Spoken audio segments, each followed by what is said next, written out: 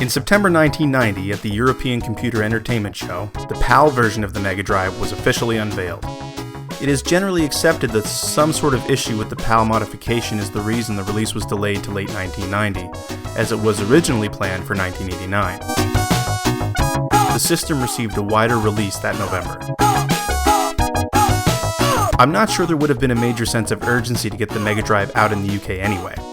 While the NES and Master System were both being sold in the region, the microcomputer was the king of the UK market in the 80s.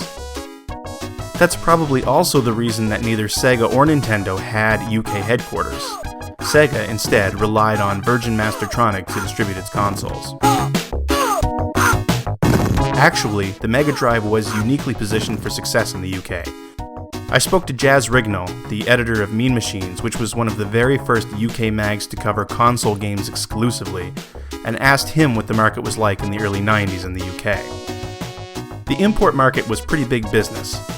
Most of it was really exciting compared to the stagnating 8-bit market, and the fact that the 16-bit computers simply didn't have the range of games their forebears had. Plus, people were just not that enamored with the prospect of buying a $500 Amiga or Atari ST. Even when you paid an importer a premium for a modded Mega Drive or Super Nintendo, most machines were wired with a SCART cable.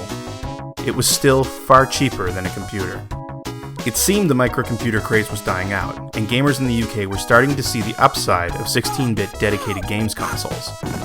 And as the Super Famicom hadn't been released yet, and Sega didn't have to overcome the monster popularity of the NES like it did in Japan and the US, the Mega Drive was really in the right place at the right time.